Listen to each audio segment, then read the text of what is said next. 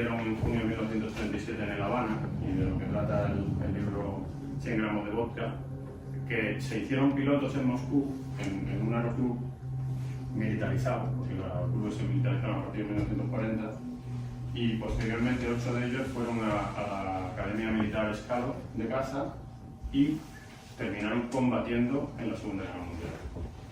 Eran chavales jóvenes, estaban cuando se fueron de España entre 12 y 14 y los 12 y los 14 años, y luego pues, cuando empezaron a hacerse pilotos también eran jovencísimos. Y luego entre los pilotos expertos tenemos que diferenciar, o podemos diferenciar, dos grupos. Uno, los exiliados que estaban en la zona de Moscú, y otros los que estaban, la cuarta de promoción de Kirovograd, y los que estaban en zonas que fueron rápidamente ocupadas por los alemanes. ¿Por qué esa diferencia? Pues porque sobre los exiliados que estaban en la zona de Moscú, rápidamente se conoció de su existencia, se hizo una lista y se les intentó integrar de alguna forma en la Fuerza Aérea Soviética, o por lo menos que participaran en los combates. Y sobre los otros, que estaban digregados en Kiev, en Yarkov, normalmente casi todos en Ucrania, pues ahí les costó mucho más entrar en la Fuerza Aérea Soviética y tuvieron que pasar por una serie de fases, combatiendo en operaciones especiales, como zapadores, como pues, en cosas para las que no estaban preparados, pero bueno, era lo que les dejaron hacer. Entonces, el primer grupo llega en septiembre de 1938 a Lípex. El que manda el grupo es el capitán Leopoldo Morquillas. Fue un piloto de Chatos que perteneció a la Roja de Sariñena y lo enviaron, o se fue el voluntario, a participar en la cuadrilla de moscas de la defensa de Bilbao durante el año 1937, y posteriormente pues, le enviaron a Lípex para que hiciera un poco la organización de la Fuerza Aérea de la República a la vuelta, que ya no pudieron volver. Estaba Rómulo Negrín, Manuel Orozco, Román Llorente, Marciano Díez, Anselmo Sepúlveda, que creo que eran de Catiustas, ¿no? Y García Martín. Cuando empieza la guerra, Lípex es evacuado, se van a otra academia, que es la Academia de Tambov, pero en la Academia de Tambov solo se quedan Llorente y Orozco. El resto, pues Leopoldo Morquillas se va a los Urales, donde se une al grupo de los 21 que vamos a hablar posteriormente, de los que estaban en la zona de Moscú. Rómulo Negrín había acabado la guerra y su padre lo reclamó, que se exilió a México, entonces abandonó el grupo y se fue a México, y el resto pues estuvieron en el frente de Stalingrado.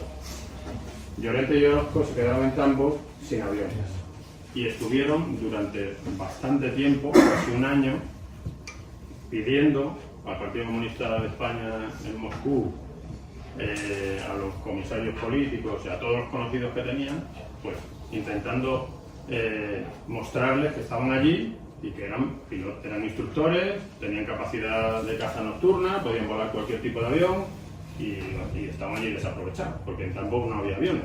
Entonces, al final, consiguen volar. El segundo grupo, que hemos dicho, los niños de la guerra. Hay 9 del grupo que se van a la Unión Soviética, 8 de los que están en la casa número 13 de Kiev, cuando terminan su enseñanza media, que eran 3 años, porque ellos llegaron allí con 12 años, hacen 3 años de enseñanza media, y ya en la casa de Kiev ya no les van a dar más formación. A partir de ahí, los rusos lo tenían organizado en una formación técnica o universitaria, formación superior, y montaron, porque en un principio el programa de los niños de la guerra no estaba previsto que estuvieran allí tanto tiempo. Entonces tuvieron que montar 2 casas de juventud, una en Moscú y otra en Leningrado, en función de las especialidades que iban a estudiar, para tener a los que ya habían pasado la enseñanza media y que se siguieran formando. De eso, pues en la casa de Moscú había aproximadamente unos 500 jóvenes. unos estaban estudiando medicina, y otros, la mayoría, estos concretamente, están en la fábrica Policarpov, en el barrio de Proletarsky, donde había un aeroclub. Y nada más empezar el curso, pues se presenta allí un sargento del aeroclub militarizado y les ofrece unirse a la Fuerza Aérea. Dicen, ¿quién quiere hacerse piloto aquí? Pues bueno, de los 50 españoles que estaban en Proletarsky, los 50 levantan la mano y se presentan a las pruebas. Y de ellos, pues pasaron solamente 9, que es lo que suele pasar, y empezaron a hacer el curso de vuelo en Proletarsky. Uno de ellos, Isaías Albistegui, no llegó a pasar el curso, pero posteriormente, a través de un ruso que tiene contacto con Adar y que sigue investigando sobre ellos, bueno, gracias a Rafa Madriaga, no sé si te está molestando que no mencione tanto, pero como estás aquí, pues hemos descubierto, o han descubierto, que este señor, Isaías Albistegui, no cejó en su empeño de hacerse piloto y en Saratov se hizo piloto de planeadores y participó en la última fase de la guerra, 1944-1945, infiltrando tropas aerotransportadas en Polonia y en Alemania. Los otros 8, Uribe, Prieto, Aguirre Boicoa, Suárez, Cianca, Lecumberri, Lavín y Larrañaga, ingresan en la Academia Scalo y nada más ingresar terminan su fase de instrucción militar, que eran 2 meses, que ya sabemos todos más o menos los que hemos estado en el ejército cómo funciona eso, y empiezan a volar. Y al poco tiempo de empezar a volar, les ponen la radio, aparece Molotov hablando por ella, diciendo que los alemanes, sin aviso previo, incumpliendo el tratado de no agresión, han iniciado un ataque y van a ser expulsados los agresores fascistas y tal y cual. El discurso de Molotov. Y ahí se acaba el curso. Dejan de volar, los aviones que están operativos se los llevan a combatir, los instructores que tenían experiencia en combate se van también y los cadetes que estaban ya graduados o próximos a graduarse también se incorporan a la Fuerza Aérea. Los demás, en principio, quedan allí, plantean una defensa de la academia y posteriormente son evacuados, porque el avance en Barbarroja es muy rápido y entonces el gobierno decide evacuar la academia. Los suben en un tren y se tiran varios meses en el tren, yendo para el Volga, parando cada 3 kilómetros, no saben cuándo se van a mover, sin comida, piojos, pasando frío, en fin, unas penalidades enormes. Hasta que los alemanes fracasan en la toma de Moscú, empieza el contraataque ruso y de pronto se empieza un día a mover el tren en dirección contraria y vuelven a la academia.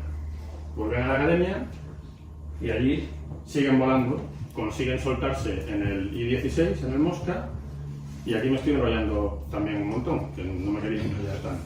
Pero básicamente consiguen soltarse en el I-16 y en el I-16, cuando ya están sueltos, hay un cambio en la estrategia de la guerra. Los alemanes deciden ir hacia el Cáucaso, deciden conquistar los campos petrolíferos del Cáucaso y cruzar el Volga, y resulta que Borisovlev está en su camino. Entonces llega un día en que los alemanes están por allí ya cerca, avanzando en esa dirección, y vuelven a evacuar la academia. Otra vez al tren, pero esta vez ya terminan en Saratov y ahí acaban sus problemas. En Saratov se terminan de graduar. Estamos hablando de que un curso que en principio los rusos tenían diseñado para unos 6-8 meses porque estaban en guerra y querían sacar pilotos rápido, pues se les está convirtiendo en un calvario de más de 2 años ya casi. Consiguen graduarse en Saratov y pasan a escuadrones, a regimientos, porque los rusos utilizan regimientos de la reserva. En la reserva no están entrando en combate y entonces los utilizan como pilotos transportistas. Eso les da la posibilidad de volar sin entrar en combate, porque lo que hace un piloto transportista básicamente es lo llevan en tren o en un avión, en un bombardero o en un avión de transporte a una fábrica de aviones, allí coge un avión y se lo lleva a una de las bases que están en el frente y allí lo deja. Y luego pues se va por otro y así. Entonces eso le da la oportunidad de volar los modelos de aviones que en ese momento estaban Y esa es un poco la historia. De los 8 hay 3 que mueren en combate, concretamente Uribe, el primero que muere es Larrañaga, participando en la batalla del río Kuban, que fue una batalla bastante dura, en donde los rusos intentaron dejar aislados a los alemanes en Crimea. Murió con 5 derribos, después de 3 meses de combate, una verdadera heroicidad para un chaval que no tenía todavía 20 años. El siguiente que muere es Uribe, que lo derriban junto con Prieto, pero Prieto tiene una suerte. En la batalla de Kursk, a Uribe le dan en los depósitos de combustible, el avión se incendia inmediatamente y muere ahí. Y luego Aguirre Goicoa, la historia suya es que su novia estaba estudiando en Leningrado lo cercan, como todos sabemos, entonces él intenta buscarla de la forma que puede. Está en el ejército, está graduado, tiene que combatir, entonces él pide voluntariamente los regimientos que están combatiendo en el norte. Y cae en la campaña de las Repúblicas Bálticas en una ofensiva rusa sobre el lago Peipus. Los demás sobreviven hasta el final de la guerra con distinta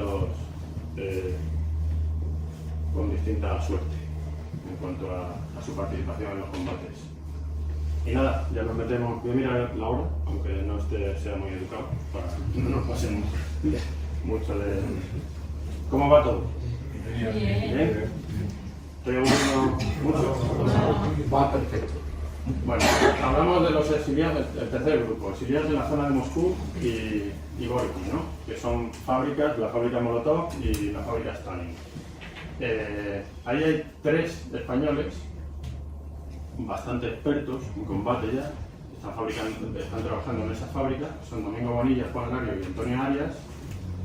Se les llama al Ministerio del Interior, creo, de Defensa soviético en Moscú, para que hagan una lista de aviadores españoles que se pudieran incorporar a la Fuerza Aérea y que pudieran participar que pudieran volar. Ellos se ponen a investigar y hacen una lista de 21 tíos que estaban allí disponibles en las fábricas y que estarían más que encantados de empezar a volar. Y ese grupo, pues lo primero que hacen es que los envían a volar el Yak 7 para ponerlos operativos lo antes posible y que se puedan incorporar a los regimientos de caza. Pero algunos de ellos, entre los que estaban Morquillas, recordamos del otro grupo, son enviados a Sverdlovsk, a los Urales, que entonces creo que se llamaba Kazán, donde se llevan bastantes programas científicos y especiales y se evacúa parte del gobierno cuando los alemanes están tan cerca de Moscú. Y allí, con aviones que habían capturado a los alemanes, comienzan un programa muy loco que ellos le llaman guerrilla aérea. Y el programa consistía en volar aviones de los alemanes, bombarderos y cazas, para hacer misiones de reconocimiento sin que los alemanes sospecharan de que no eran alemanes.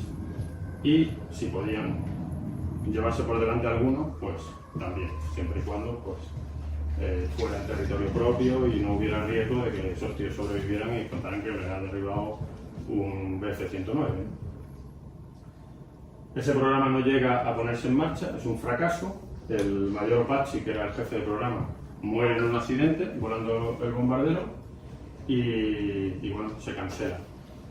Entonces, después de la cancelación del accidente del Junkers 88, pues la mayoría de ellos se trasladan a Vukovo y empiezan a volar aviones rusos en la defensa de Moscú. Por eso muchos tienen la medalla de la defensa de Moscú, porque participaron en la defensa de Moscú desde la base de Vukovo, que está al este de la ciudad de Moscú. Y nos vamos ya con el último grupo, el grupo que le vamos a llamar de Osipenko y la cuarta de Kirovohrad. De la cuarta de Kirovohrad no voy a hablar mucho porque la verdad es que no me he metido muy en profundidad, daría para una conferencia de 2 horas, entonces vamos a hablar del grupo de Osipenko.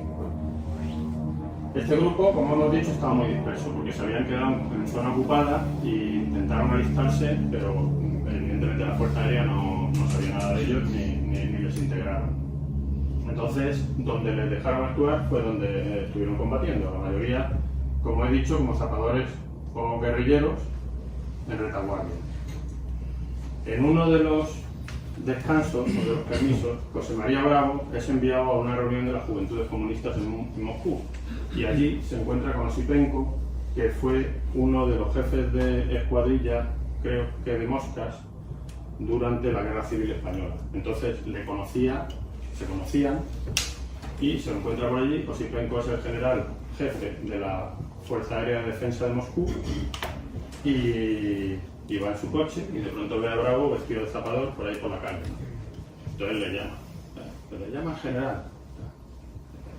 ¿Tú qué haces así vestido? ¿Tú no eres piloto? ¿Tú qué haces así vestido de general? Entonces ahí pues tienen un encuentro y entonces después de una conversación, no, es que no me dejan, si es que no me han dejado, si lo único que podía hacer ha sido esto. Y vuelve a pasar lo mismo que pasó con Bonilla, con Lario y con Antonio Arias, y es que Osipenko le dice, oye, pues yo necesito pilotos, ¿cuántos sois? ¿Cuántos sois los que estáis en la misma situación? Y entonces le encarga que haga una lista, y hace una lista, y ya los van incorporando a todos en los regimientos de caza. Tienen una participación bastante destacada los de este grupo, y algunos participan en primera línea, como todos sabemos, y otros, pues el caso del propio José María Bravo y Manuel Zarauza, que fueron los mayores ases de la aviación republicana de caza en la guerra civil, pues son enviados a la defensa de Bakú, que no entran en combate porque los alemanes no consiguen llegar hasta allí, pero que era un objetivo muy importante de defender. Como sabemos, el objetivo de los alemanes era llegar a los campos petrolíferos. Eso tiene una parada en el Volga, que no esperaban, con Stalingrado, y a raíz de la catástrofe de Stalingrado pues ya no pueden avanzar más. Zarauza murió en Bakú accidentalmente, después de haber estado combatiendo tanto tiempo como había estado combatiendo, pues en un combate simulado entrenando a otro piloto, pues se estrellan y se matan. Y Bravo, hay una anécdota muy interesante, y es que cuando Stalin, Churchill y Roosevelt se reúnen en Teherán para organizar las operaciones de lo que tenía que ser el final de la guerra y coordinar los ataques cuando se hiciera el desembarco de Normandía, abrirles otro frente por el este para evitar que los alemanes estuvieran cómodos trabajando solo en un frente, abrirle los dos frentes. Eso es más o menos lo que se coordinó en Teherán, entre otras cosas. Pues claro, todo esto se hacía por sorpresa. Iban dos Lis-1 2, que eran copias del DC-3, de fabricación rusa, bajo licencia, no es que fueran copias como copian ahora los chinos, sino que eran copias legales. En uno de esos dos Lis-1 iba Stalin. Aterrizan en Bakú y sacan a los aviones que estaban de alerta en ese momento. La escuadrilla mandada por Bravo, que era la que estaba de alerta, no sabían que era un español el que la mandaba, y nada, lo sacan. Vale, que tenéis que acompañar a dos Lis-1, no vamos a decir a dónde, ni tampoco sabéis, bueno, pero podemos hablar para coordinarnos y tal. No se puede hablar con los aviones. Tenéis que ir con ellos, acompañarlos hasta donde vayan y allí, y claro, pues estaban de alerta, lo normal es que te saquen de alerta y luego vuelvas. No llevaban equipaje, no llevaban nada para comprar comida, no llevaban vales, no llevaban nada. Y bueno, eso es una aventura interesante. Y allí, a la vuelta, ya saben que es Stalin al que habían trasladado, porque lo ven bajarse el avión, lógicamente, aunque los aparcan lejos, pero del bigote de gordo, ¿no? Y a la vuelta, pues los ve a todos formados para saludarlos antes de volver. Y José María Bravo, es el jefe de la flota, pues está el primero, ¿no? Entonces le ve así morenito, bajito y tal, y dice, ¿usted qué es? Georgiano como yo, ¿no? Y dice, no, soy español, marcado y tal. Y le dice, bueno, español, bueno, muy bien. ¿Y qué hacen sus pilotos en pijama? Claro, los monos estaban muy despintados y parecían pijamas. Dice, no son pijamas, es que tenemos el problema aquí de que nos da mucho el sol en Bakú. Entonces le dice a su ayudante que les den a estos pilotos monos que no despinten. Esa es un poco la anécdota. Pero bueno, fue un español el que...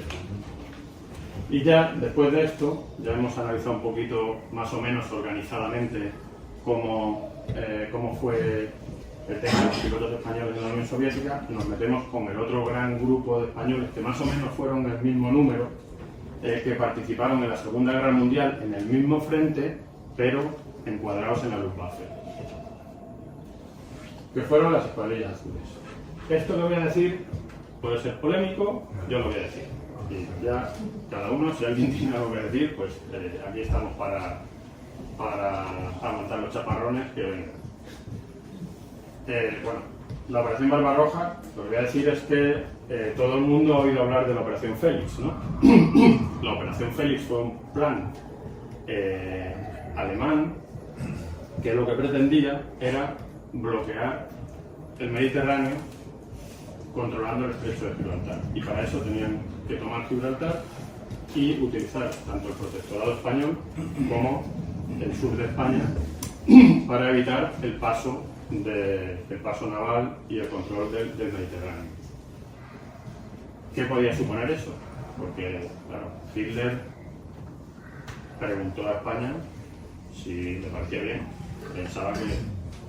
Yo creo que pensaba que le iba a decir que sí, porque tomar Gibraltar, qué oportunidad mejor vamos a tener, ¿no? Pero sin embargo eso suponía entrar en la Segunda Guerra Mundial, de lleno. Entonces dijeron que no, por favor, o sea, no sé cómo le digan que no, eso y cada uno, para eso están los historiadores, pero lo que está claro es que la Operación Félix no se llevó a cabo. También tuvimos suerte, porque empezaron las operaciones en los Balcanes, los italianos metieron la pata en Grecia, y hubo una serie de problemas y Barbarroja tenía que empezar ya.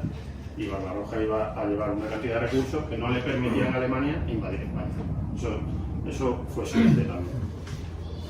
Y bueno, surge la Operación Barbarroja, que fue una suerte por un lado, porque permitió que la Operación Félix no se llevara a cabo y España no entrara en la Segunda Guerra Mundial, pero por otro lado fue una oportunidad de entrar en la Segunda Guerra Mundial contra el comunismo, llevando unidades voluntarias con una participación simbólica que no supusiera un gran gasto. De hecho, los pilotos no llevaban ni aviones.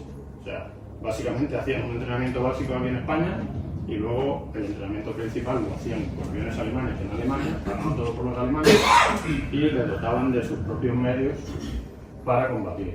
Entonces, esa es la raíz de la División Azul y de las escuadrillas azules, ¿no? Aquí hablamos de escuadrilla azul porque las escuadrillas azules fueron 5 que hicieron relevos de lo que estaba planeado inicialmente 6 meses, pero luego eso cambió con el tiempo. ¿Qué es lo que digo aquí abajo? El Ministerio del Aire lo planificó bien y plantearon rotaciones de 6 meses con 15 oficiales pilotos y un comandante y toda la fuerza de apoyo, los mecánicos, los armeros y las tropas. En principio, bueno, la primera escuadrilla azul estaba planificada para que hubiera un jefe de escuadrilla que era un capitán y luego un comandante inspector que mandara en todas las fuerzas y que estuviera llevando también los papeleos y organizando y bueno, haciendo de jefe, como hoy sabemos que es un jefe.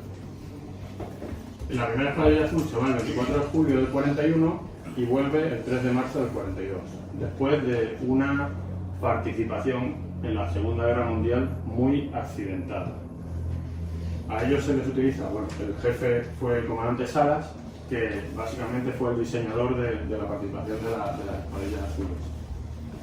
Y su compañero de los grupos de combate de CR-32, Chirri, el comandante Muñoz, que iba a ser el jefe de la segunda escuadrilla, pues le convence y se une como agregado pues, para que cuando él tenga que ser el comandante inspector, pues sepa un poco cómo va aquello y cómo están las cosas. 15 pilotos, 22 personal de apoyo y 58 entre mecánicos, armeros y ayudantes. La primera escuadrilla azul, lo primero que ocurre es que el comandante no actúa en ningún momento como comandante inspector. Él se instaura como jefe y participa y vuela como el que más. La escuadrilla es utilizada no como una escuadrilla de caza, sino como una escuadrilla de asalto. La diferencia fundamental es que las escuadrillas de caza se colocan en bases que no están en contacto directo con el enemigo y lo que hacen es derribar bombarderos, y las escuadrillas de asalto van con los comandantes de la fuerza terrestre y se dedican a machacar al enemigo en tierra. Están muchísimo más expuestos. Ellos no sabían que iban a ser una escuadrilla de asalto, pero lo fueron. Avanzan a toda velocidad porque les pilla el mayor avance de Barbarroja y llegan hasta prácticamente, estaban a 10 minutos de vuelo de la Plaza Roja, en la base de Klin. Y ahí ocurre el gran vuelco, que todos sabemos, que es que Guderian, que ya está para tomar Moscú, le dicen que se vaya a solucionar un problema que hay en Kiev, que Kiev está resistiendo demasiado y no puede mantener la línea logística, que dice, pero si estoy en Moscú, ya luego iré aquí, pero dejadme que acabe esto, porque si no, se nos va a meter en invierno. Y luego hay un espía ruso viviendo en Japón, un tío curioso, que era periodista, amigo íntimo del embajador alemán en Japón, que consigue una información fundamental para los rusos. Y es que los japoneses tienen preparado un plan para invadir las colonias holandesas e inglesas y que no van a atacar a la Unión Soviética. Entonces, esa información, dicen los rusos, ¿no? Entonces, ¿qué hacemos con la mitad de las fuerzas allí en el lejano oriente cuando nos están aquí casi tomando Moscú? Entonces se traen a todas las divisiones siberianas y eso le pilla al comandante Salas y sus hombres en plena zona de contacto. Cuando llegan las divisiones siberianas, llegan a Klin inmediatamente y tienen que defender los aviones a tiros. Los intentan sacar, pero están en pleno invierno. Esto les pilla en la Navidad. Y no pueden sacar los aviones, porque ya sabemos lo que es la MT. Debemos volar. Entonces hay veces que no se puede volar, porque a lo mejor despegas, pero luego no aterrizas, o no sabes dónde aterrizar. Hacen varios intentos de llevarse los aviones en vuelo y al final tienen que salir a pie, destruyendo los aviones, porque no los pueden sacar de allí. Y después de la retirada de Klin es prácticamente el final de la primera escuadrilla azul. Y el resumen, la participación de la primera escuadrilla azul, pues consiguen derribar o destruir 19 aviones, entre los confirmados y los probables, y los que destruyen en tierra, como escuadrón de asalto, y sufren 6 bajas. 4 desaparecidos, de los que no se sabe nada, y 2 confirmados muertos en combate. Y el mayor as de la primera escuadrilla es Salas, con 7 aviones destruidos. ¿Vamos bien de tiempo? Sí. Seguimos con la segunda escuadrilla azul. Hacen el relevo el 4 de marzo. Aquí el jefe es el comandante Salvador. Por primera vez actúa el comandante como comandante inspector con Salvador. El jefe de escuadrilla será Noriega. Y aquí hay 2 cambios fundamentales. El primero, que la escuadrilla deja de funcionar como escuadrilla de asalto y ya las utilizan encuadradas en un grupo de combate como escuadrilla de caza. Y segunda, que ya empiezan a utilizar pilotos novatos, que no han participado en la guerra civil, que no conocen, que se han formado como pilotos después de la guerra civil. Con lo cual, lo que pretende ya el Ejército del Aire es utilizar la participación de las escuadrillas azules también para dar experiencia a sus pilotos nuevos que van luego a formar la base del Ejército del Aire. Están encuadrados en la JG-51 Moldes como escuadrilla de caza y bueno, como la guerra se desvía hacia el Cáucaso, el objetivo de ocupar Moscú se abandona, los rusos están avanzando por el frente del norte pero han frenado para defender el frente del Volga. Esta escuadrilla es la que se encuentra con menos actividad, básicamente. Y al final pues terminan en diciembre del 42 con 20 aviones entre derribos confirmados y probables, que está bastante bien para que hubiera poca actividad en el frente. El jefe de escuadrilla muere en combate, le releva el capitán Bengoechea, que es el único as de esta segunda escuadrilla azul con 5 derribos. Sabéis que un as es alguien que ha derribado 5 aviones. La tercera escuadrilla llega el 1 de diciembre a hacer el relevo a la segunda y se va el 4 de julio del 43. Cumple sus 6 meses prácticamente de forma matemática. Y es una escuadrilla que empieza con bastante mala suerte, porque básicamente, bueno, el comandante Fernández sería el comandante inspector y el capitán Asensi, un veterano de la guerra civil, pero no como piloto, participó en el asedio del Alcázar de Toledo, desde dentro. Pues nada más llegar, la mala suerte que tuvo esta escuadrilla es que su jefe de escuadrilla, el capitán Asensi, cae en el primer vuelo. El primer vuelo tiene un problema de motor, un problema de radio, va con Bengoechea, pierde en contacto y al final tiene que tomar, él cree que está tomando en territorio propio, pero toma más allá de las líneas rusas y termina prisionero, y eso le cuesta 12 años en el Gulag. Van 32 pilotos, bueno, participaron 32 pilotos con distintos relevos que llegaron a posteriori, porque esta escuadrilla tuvo bastante actividad. Son trasladados, ya los alemanes están en retroceso continuo, entonces ellos les pilla el traslado de Orelas y Vizcaya al poco tiempo de llegar, y también son los que reciben, les cambian el material. Hasta ese momento las escuadrillas azules estaban volando el BF-109, hay un avión más avanzado que es el Focke-Wulf 190, los alemanes ya lo habían utilizado, evidentemente no le iban a dar el modelo más nuevo, sino que le dan aviones que ya ellos están utilizando. Entonces hay uno de los pilotos, que es Gonzalo Evia, que habla perfectamente alemán.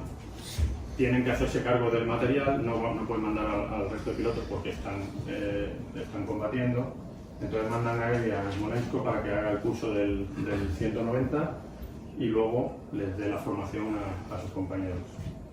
Y bueno, pues le sustituyen a mitad de relevo el F-109, el Friedrich II, por el Anton III, el Focke-Wulf 190.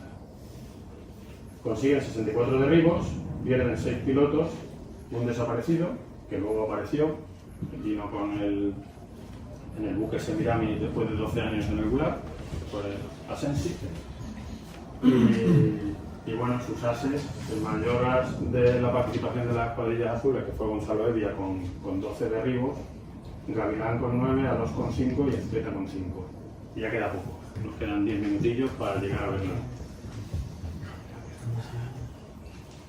Nos metemos ya en la cuarta escuadrilla azul. La cuarta escuadrilla azul, si la tercera empezó con el pie izquierdo porque se les cayó a Sensi el primer día y se quedaron sin jefe de escuadrilla durante 12 años, la segunda, que la mandaba el comandante Cuadra, llegó el 5 de julio del 43 y estuvieron hasta el 24 de febrero.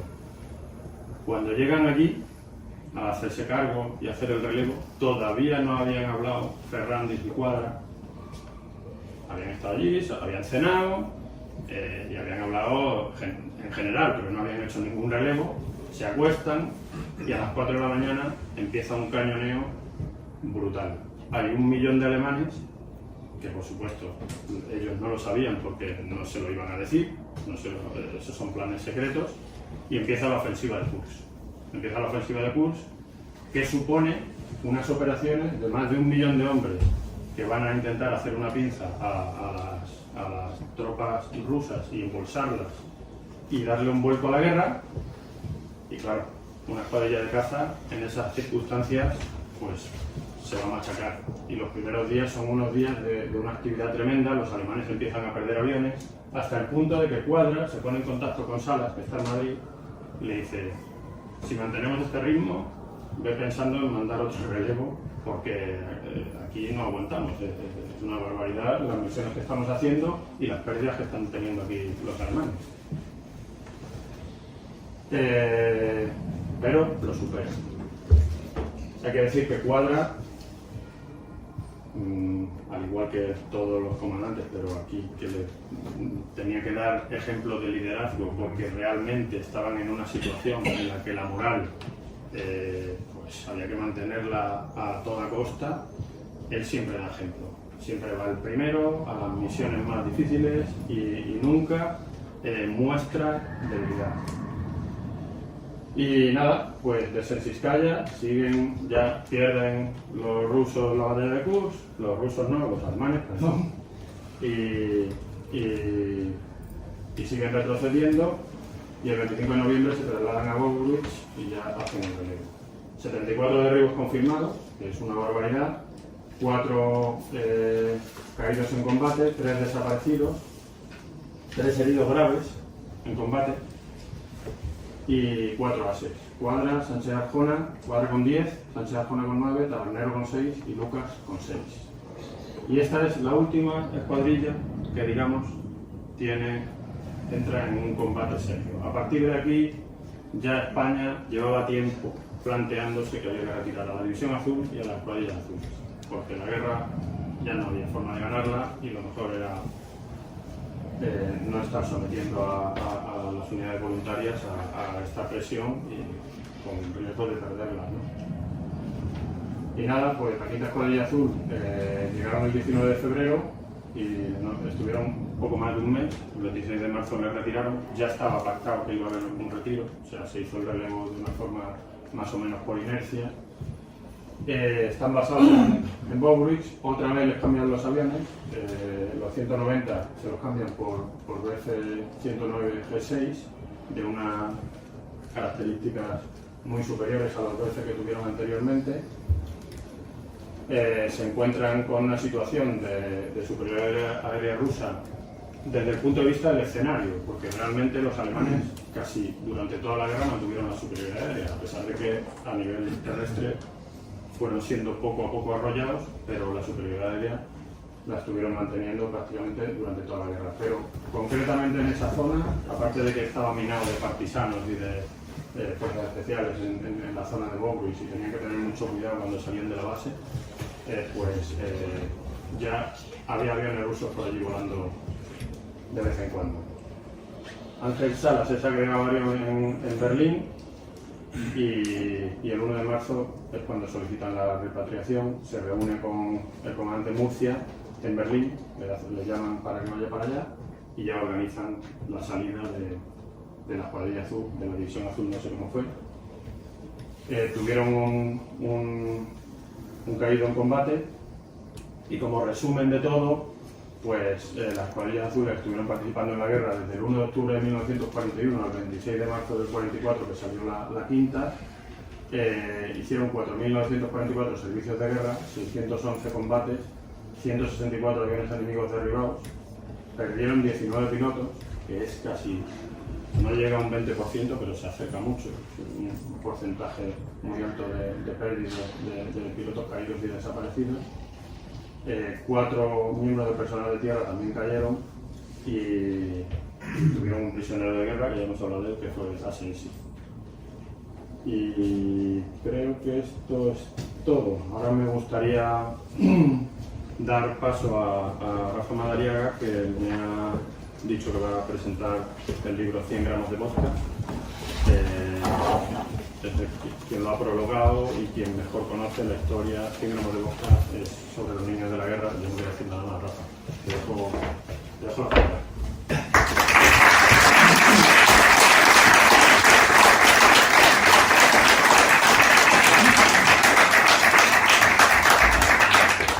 Bueno, sobre todo quería deciros que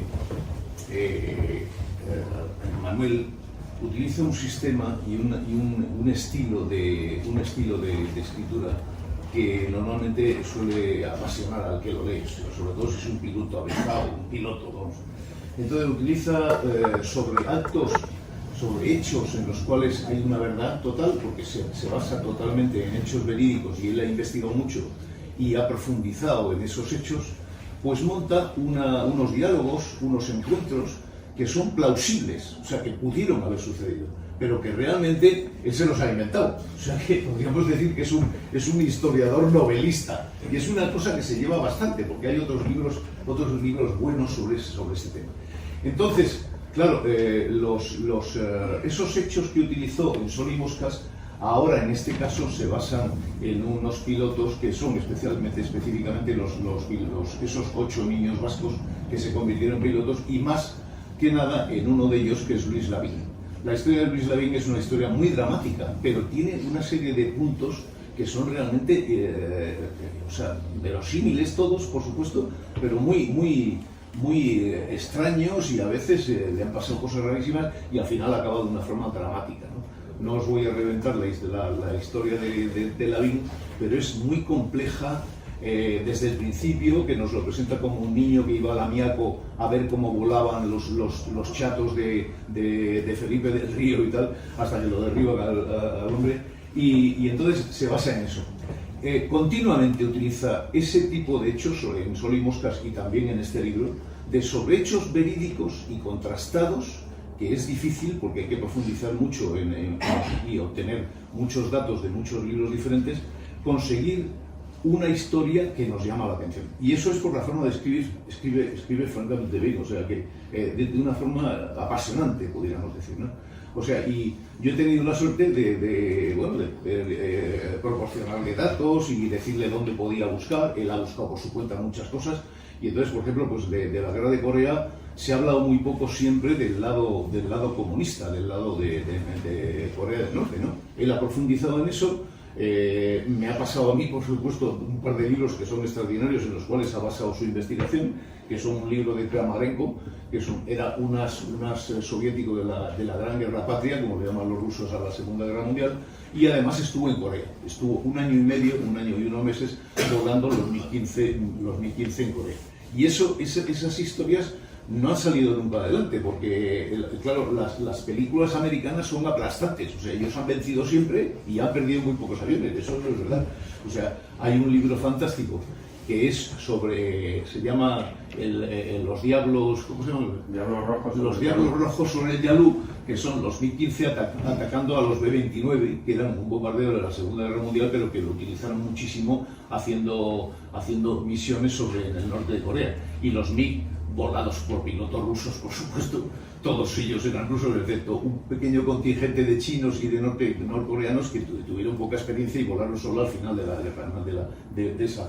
Y entonces la experiencia soviética de esos pilotos en Corea es extraordinariamente vívida, y lo refleja muy bien, pero basado en datos, ¿no? Las historias que cuentan, por ejemplo, estos que hicieron la historia de los Mi-15 contra los B-29, algunas misiones le llaman el Black Tuesday. Bueno, pues de una formación de 9 B-29 volvieron 3, o sea, se cepieron a 6 aviones llenos de una tripulación de 11 aviones, de 11 tíos en cada avión, que fue una machada, y continuamente tuvieron ese tipo de pérdidas.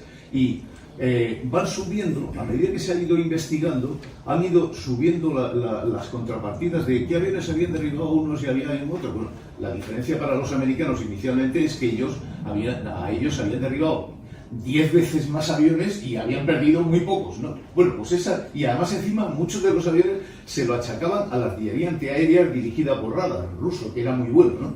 Y entonces, bueno, eso fue cambiando, ha ido cambiando con la investigación y con las historias de los escuadrones, de los regimientos rusos y demás, y entonces al final ha quedado parejo, Los americanos perdieron 800 aviones en Corea, muchos, por supuesto, de muchas formas, de la escuadra que tenían allí anclada al lado de Corea, y los rusos perdieron también pues 600 o 700 aviones, pero la cosa queda 1 a 1 al final. Cuando la investigación ha ido progresando, al final se ha llegado a ese concepto, ¿no? Que prácticamente habían aprendido todo en Corea.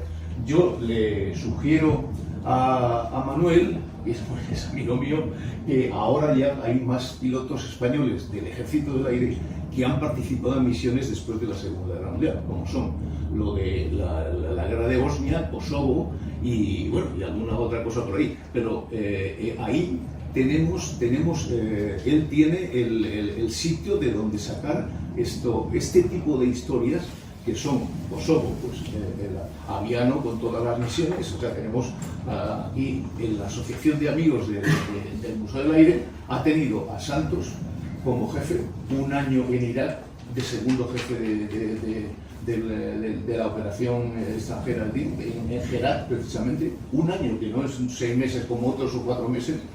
Ha participado en un Red Flag, aunque no como piloto, hizo la evasión, que no sé si sería peor que ser piloto en un Red Flag. Y ahora tenemos nada menos que al general Clavero, 38 misiones reales en Aviano, 38 más 3 en Kosovo. O sea, yo es que acabo de hacerle, como miembro del servicio histórico, acabo de hacerle el Tempus, que es la entrevista esa larga que hacemos a algunos pilotos sobresalientes, y entonces me he dado cuenta del volumen de participación que ha tenido ese hombre en acciones reales, ¿no? Por eso yo a Manuel le digo, ahora tienes varios pilotos más a los cuales hacerle historietas. Muchas gracias.